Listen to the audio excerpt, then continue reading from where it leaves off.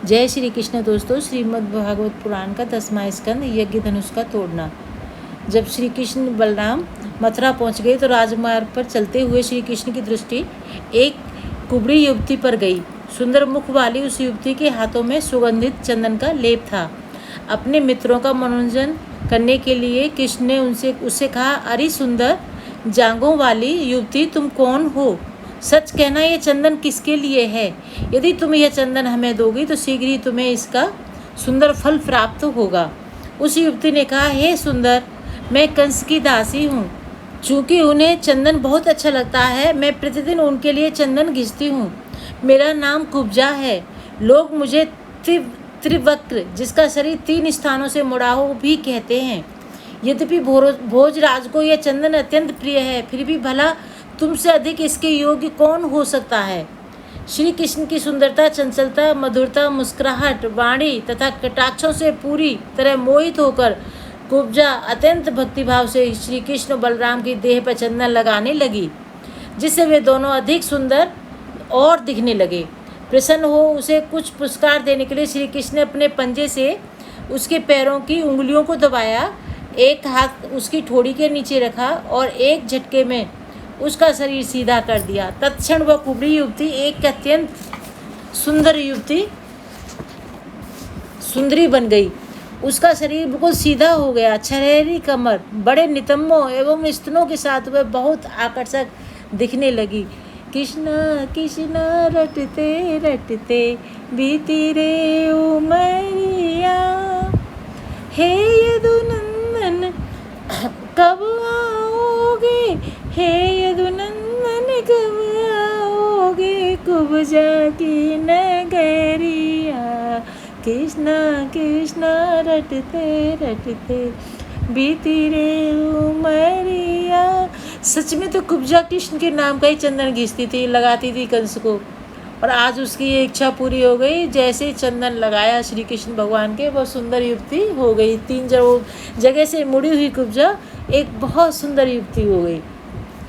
भगवान केशव के प्रति कृतज्ञता तथा कामुकता का अनुभव करते हुए उसने भगवान के ऊपरी वस्त्र के कोने को पकड़ लिया और वह बिल्कुल भूल गई कि उस समय कि श्री कृष्ण अपने मित्रों के साथ घिरे हैं और सार्वजनिक स्थान पर खड़े हैं।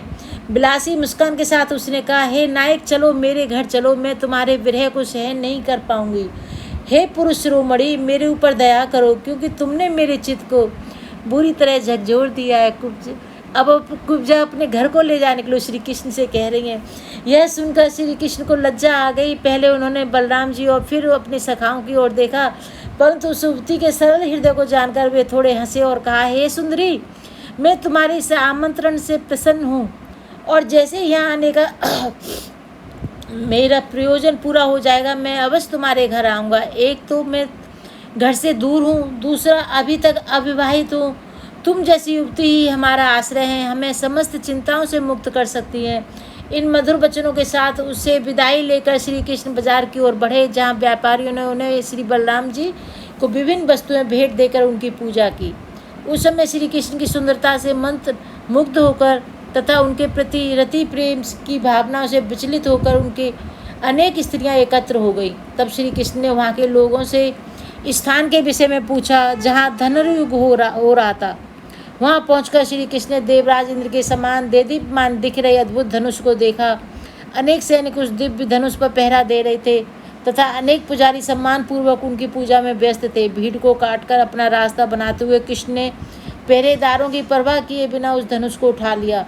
अपने बाएं हाथ में उसे उठाकर श्री कृष्ण ने सबके देखते देखते उसकी प्रतीक्षा चढ़ा दी। अवाक पहरेदार आंखें फाड़े देखने के अतिरिक्त कर ही क्या सकते थे। तब श्री कृष्ण ने उसकी डोरी को इतनी जोर से खींचा कि धनुष बीच में उसी प्रकार टूट गया जिस प्रकार हाथी गन्ने के गट्ठर को तोड़ देता है। धनुष टूटने की प्रचंड ध्वनि चारों ओर दिशा में गूंज उठी। उसे सुनकर कंस का हृदय भयभीत हो उठा। धनुष के रखवालों ने सैनिकों को आदेश दिया कि कृष्ण और उनके सखाओं को बंदी बना लें। जैसे ही सैनिकों ने पकड़ो पकड़ो मार डालो बोलते हुए कृष्ण और बलराम को घेरने का प्रयास किया, कृष्ण बलराम ने टूटे हुए धनुष के टुकड़ों को उठाया और सैनिकों को पीटने लगे।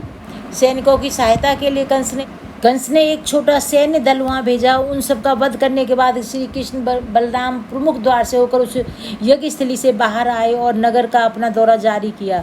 इन दोनों भाइयों की शक्ति देखकर मथुरा वासियों ने निष्कर्ष निकाला कि हो न हो ये दोनों अवश्य कोई देवता हैं। कुछ ही समय में सूर्यास्त हो गया और कृष्ण बलराम अपने मित्रों के साथ अपने खेमे में लौट आए। वहाँ उनके सेवकों ने उनके चरण धोए, दूध एवं चावल का भोजन दिया। यद्यपि कृष्ण बलराम कंस की बुरी नियति से परिचित थे, फिर भी भोजन करने के बाद निश्चित होकर सो गए। दूसरी ओर कंस आतंकित था अपने सैनिकों से यह सुनकर कि कृष्ण ने खेल खेल में वो धनुष तोड़ दिया। उसकी नींद कोसों दूर भाग चुकी थी। उसे भगवान की शक्ति का अनुमान होने लगा और वो समझ गया कि इस देवकी का 8वां पुत्र उसे मारने के लिए आ पहुंचा है। मृत्यु का संदेश लाने वाले अनेक अपशकुनों को देखकर वह रात भर जगा रहा। जब कंस दर्पण में देखता मुख को तो उसे मुख दिखाई नहीं देता। जब वह आकाश में देखता तो उसे 2-2 चांद और सितारे दिखाई देते। उसने देखा कि उसकी परछाई में छेद हैं। उसे अपनी सांस लेने की आवाज़ सुनाई नहीं दे रही थी। वृक्षों से सुनहरी कांति निकल रही थी। उसके सिर में भनभनाहट होने लगी और भूमि पर अपने पैरों के चिन्ह नहीं दिख रहे थे। अंततः सुबह से कुछ पहले उसके झपकी आगे उसने सपने में गधों द्वारा हाँके जा रहे थे रथ पर भूतों को सवार जाते देखा। तब उसने देखा कि किसी ने उसे विष दिया और उसने पी लिया। उसने स्वयं को नग्न अवस्था में फूलों की माला पहनी तथा शरीर पर तेल मालिश किए जाते हुए देखा। जागृत तथा सुप्त अवस्था में इन सब अपशकुनों को देखकर कंस मृत्यु के विचार मात्र से कब कपा उठा और कुछ ही क्षण सो पाया। जैसे जैसे रात बीत गई, सुबह होते ही कंस मल्लयुद्ध महोत्सव की तैयारी में व्यस्त हो गया। मल्लयुद्ध की वह रंगभूमि में विभिन्न प्रकार की पताकाओं, बंधनवारों, तोरणों तथा फूलों से सजी थी और कार्यक्रम से पूर्व कंस के लोगों ने वहाँ एक अनुष्ठान भी संपन्न किया। मथुरा तथा अन्य प्रांतों से आए दर्शकों ने समय पर रहते अपने स्थान ग्रहण कर लिया। राज अतिथियों के लिए अग्रिम स्थान की व्यवस्था की गई। तब अपने मंत्रियों के साथ कंस भी एक उच्च स्थान पर बनाए गए भव्य सिंहासन पर बैठ गया, परंतु अंदर से उसका दिल दहल रहा था। गीत संगीत आरंभ हुआ और बहुमूल्य आभूषणों से सजे अभिमानी मलों ने अपने प्रशिक्षकों के साथ रंगभूमि में प्रवेश किया आकर बैठ गए। उस समय कंस ने नंद महाराज एवं अन्य गोपों का स्वागत किया। बदले में उन्होंने वृंदावन से लाए विभिन्न उपहार राजा को भेंट स्वरूप दिए। अपने अपने आसन पर बैठ गए। श्री कृष्ण गोविंद हरे मुरारी, हे नाथ नारायण वासुदेवा। श्री कृष्ण गोविंद हरे मुरारी, हे नाथ नारायण वासुदेवा। श्री कृष्ण गोविंद हरे मुरारी, हे नाथ नारायण वासुदेवा। आरती बाल कृष्ण की जय, अपनो जन्म सफल कर लीजिए। माते यशोदा के घर में कन्हैया, नंद बाबा को दुलारो कन्हैया। गोपिन को प्राणन प्यारो कन्हैया, इन्हें पर प्राण न्यौछावर कीजिए। आरती बाल कृष्ण की कीजिए, अपनो जन्म सफल कर लीजिए। बलदाऊ को छोटो भैया, कनुआ कह बोलत मैया।